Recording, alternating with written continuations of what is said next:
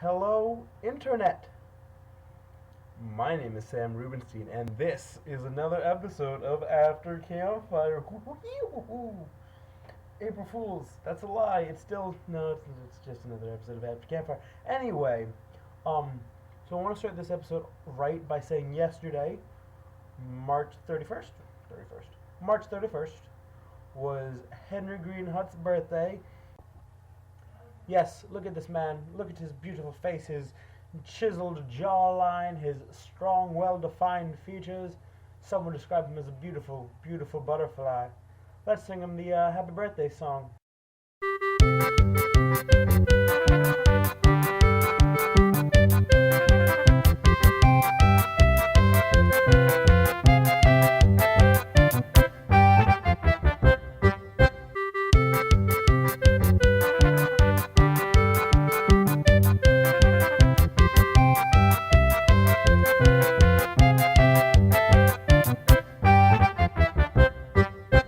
Um, Now that we did that, back to a normal episode of After Campfire. We're going to start this off right by saying, um, you're correct, Henry. I have a much better zombie plan than you, and it involves you though, so that's okay. My whole idea of a zombie plan is what you want to do is you want to get a food source that will be able to, keep doing stuff. Dog's an easy meat, and no one likes to admit it because no one wants to eat their dog, but dog. You get my experience with working at kennels and vets offices. I know where to get unspayed, neutered dogs. Keep that going. I know exactly where to get crops that I can keep growing for multiple years. What crops grow well, what crops don't, and I would actually bolster myself in like an overtly secure school area. Um, Preferably one with a greenhouse like mine did, because the multiple fences would allow for some safety. The school's large enough to accommodate for a lot of people.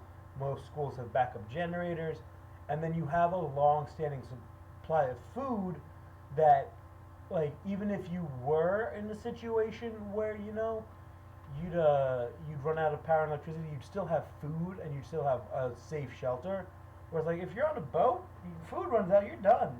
You run out of medicine, you're done. You're close enough to land where it's like you're somewhat safe, but you're further enough away from the city because they're not going to be there.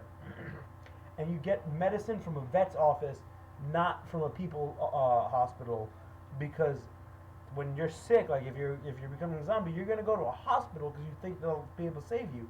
If you go to a vet's office, no people there, just animals. Like, because a lot of people will throw their animals into like the vet's office, into like away, just they'll toss them. So you always go to a vet's office. Plus, then you eat dog food if you need to. You don't plan to live comfortably. You plan to live, and that's a huge difference. So to answer everyone else's question, I am so prepared for the zombie apocalypse because yeah, I'm a hypochondriac and I believe that, that's a thing that I should be prepared for. I'm prepared for pretty much all forms of, destruction of our planet because why not? Why not say like, yeah, something go horribly wrong tomorrow and we should be safe. I'll admit it. It's kind of weird. Anyway, Sam's dying on How to Adult. We did not get the apartment we wanted. Nope. Um, I've got my resume being done. I'm updating it still. I didn't realize how much had changed in like 2 years since I updated my resume, but it has. And I'm still updating. I have to have two resumes now. So I have like one resume for psychology, and I've got one resume for communications and like TV, which is weird because they're very different resumes. Like completely different. Like they have completely different work experience on them, and it's weird to see how much I've accomplished in these past 2 years. And I like looking at it, but I also am nervous about job applications and this and that because I graduate in a month. Um, which then brings me to my next question, which was Henry's question. And I feel like Henry's asking really serious questions. And I'm not like good at asking serious questions back. But my whole thing with priorities, with doing anything is a lot of times you have to think about yourself and be a little bit selfish. Which sounds awful, but in the long, like, in terms of long term success, if people want you to succeed, if it genuinely, is something that, like, they care about you, they will understand if you leave and go to do something great. They won't be happy at first, but they'll at least understand. Like, I don't know, Henry, look at people that we went to camp with, like these big camp names who, like, molded us as children. Like, they changed our lives and then went on to do their own thing. We were never mad at them, but that's what happens. And when it comes to, like, leaving a place, I don't believe in just up and leaving, but kind of easing your way out of it type thing. And being prepared to, do that. Let them know in advance that you're leaving. Let them know in advance that try and set them up so that they're good for the future. That kind of thing, But, that for me is like a really personal thing because, I very, very strongly believe in personal success and doing what's best for yourself. And a lot of times people think that means that I'm, selfish, that I'm a bit of a jerk, and that I don't care about other people. And that's not entirely true. It's just that I know that I'm never going to always make people happy if I'm constantly trying to appease other people, I won't get to do what will make me happier in the long run. And that's the big difference here. I think that if you know that what you're doing will lead to long-term happiness, then you need to take that risk of upsetting some people now to avoid being miserable in the future. That's a personal thing.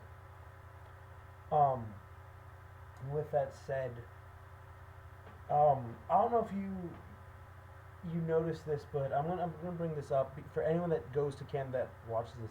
There's a lot of big names returning to camp this summer, of people who used to be these huge people that, like, we looked up to as kids. We were talking about this. Ian Brassett's coming back. Danielle Molden is coming back.